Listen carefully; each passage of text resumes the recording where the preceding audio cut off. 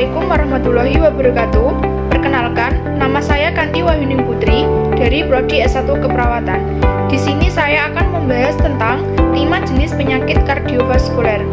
Untuk yang pertama adalah kelainan jantung kongenital atau penyakit jantung bawaan. Untuk yang kedua, penyakit jantung koroner. Yang ketiga, aritmia. Untuk yang keempat ada endokarditis. Dan untuk yang terakhir, penyakit katup jantung. Untuk yang pertama adalah kelainan jantung kongenital atau cacat jantung bawaan, di mana kondisi struktur jantung yang tidak sempurna ketika seseorang masih dalam kandungan. Gejala dari cacat jantung bawaan adalah perubahan warna kulit seperti warna kebiruan atau pucat, pembengkakan kaki dan perut, mudah lelah atau sesak napas sesaat setelah melakukan aktivitas fisik. Pencegahan penyakit jantung bawaan adalah melakukan vaksinasi, rubella dan flu jika belum melakukannya. Rajin mengkonsumsi asam folat selama trimester pertama kehamilan. Memastikan gula darah terkontrol sebelum dan selama kehamilan jika menderita diabetes. Melakukan kontrol kehamilan secara rutin dan selalu berkonsultasi dulu dengan dokter sebelum mengkonsumsi obat. Menghindari paparan larutan organik secara berlebihan, misalnya pelarut yang digunakan pada produk pengencer cat atau deterjen. Melakukan screening genetik jika menderita atau memiliki anggota keluarga yang menderita penyakit jantung bawaan. Untuk selanjutnya adalah penyakit jantung koroner, penyumbatan pada satu atau lebih pembuluh darah arteri yang disebabkan oleh penumpukan plak, akibatnya aliran darah jadi tidak lancar. Gejala penyakit jantung koroner adalah nyeri dada, tertekan di daerah dada, rasa berat di dada, rasa mual atau nyeri ulu hati, keringat dingin, dan rasa terbakar.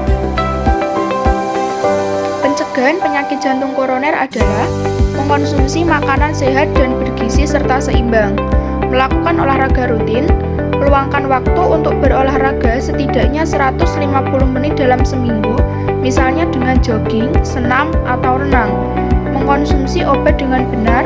Beberapa langkah lain untuk mencegah penyakit jantung koroner adalah berhenti merokok, membatasi konsumsi minuman beralkohol, mengelola stres dengan baik, mempertahankan berat badan ideal, menjalani pemeriksaan tekanan darah, gula darah, dan kolesterol secara berkala.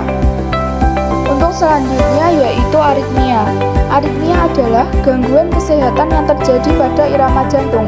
Penyakit ini menyebabkan detak jantung pengidapnya terasa tidak teratur, yang bisa lebih cepat atau lebih lambat. Adapun jenis-jenis aritmia yang harus dikenali adalah bradikardia, blok jantung, takikardia supraventrikular, fibrilasi atrium, dan fibrilasi ventrikel. Adapun faktor resiko aritmia antara lain penggunaan narkoba atau zat-zat tertentu, konsumsi alkohol yang berlebihan, mengkonsumsi obat-obat tertentu, merokok dan mengkonsumsi kafein berlebihan. Penyebab dari aritmia adalah ketidakseimbangan kadar elektrolit dalam darah, penggunaan narkoba, efek samping obat-obatan, banyak mengkonsumsi alkohol, banyak mengkonsumsi kafein atau nikotin, gangguan kelenjar tiroid, diabetes, penyakit jantung koroner, penyempitan pembuluh darah arteri jantung, serangan jantung, kelainan pada katup jantung, gagal jantung, dan kerusakan jantung lainnya merupakan faktor resiko dari hampir segala jenis aritmia. Gejala aritmia yang harus diwaspadai antara lain rasa berdebar di dada, detak jantung lebih cepat, detak jantung lebih lambat, pusing, kelelahan dan lemas, sesak nafas, nyeri dada dan pingsan. Pencegahan dari aritmia sendiri adalah menghindari dan mengurangi stres, mengkonsumsi makanan sehat, menjaga berat badan ideal, tidak sembarangan mengkonsumsi obat tanpa petunjuk dari dokter, membatasi konsumsi minuman beralkohol dan berkafein, dan tidak merokok, serta berolahraga secara teratur. Untuk yang keempat yaitu endokarditis.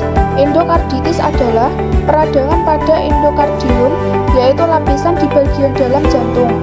Peradangan ini umumnya disebabkan oleh bakteri, tetapi bisa juga disebabkan oleh virus atau jamur. Penyebab endokarditis: gigi dan mulut yang tidak dirawat dengan baik sehingga kuman masuk melalui gusi yang berdarah.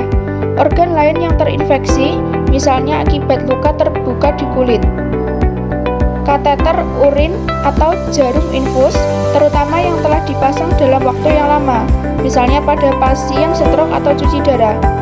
Jarum suntik yang terkontaminasi kuman, baik pada penggunaan napsa suntik, pembuatan tato, maupun pemasangan tindik. Adapun beberapa faktor yang dapat meningkatkan resiko seseorang untuk menderita kondisi ini yaitu berusia lebih dari 60 tahun, menggunakan katup jantung buatan, mengalami kerusakan pada katup jantung, menderita penyakit jantung bawaan, menggunakan alat bantu pada jantung seperti alat pacu jantung, memiliki daya tahan tubuh yang lemah, memiliki kondisi gigi dan mulut yang buruk. Gejala yang dapat muncul pada penderita endokarditis adalah demam, menggigil, kelelahan, nyeri otot dan sendi, keringat berlebih di malam hari, dan detak jantung cepat, batuk terus-menerus, sakit kepala, nyeri dada terutama saat bernafas, bunyi jantung tidak normal, kulit pucat. Upaya yang dapat dilakukan untuk pencegahan endokarditis adalah menjaga kebersihan gigi dan mulut secara rutin, menghindari perilaku yang dapat memicu infeksi, seperti menggunakan jarum suntik yang tidak steril, melakukan pemeriksaan rutin ke dokter bila memiliki riwayat endokarditis sebelumnya, tidak menjalani operasi cangkok katup jantung, atau memiliki penyakit jantung bawaan. Untuk yang terakhir adalah penyakit katup jantung.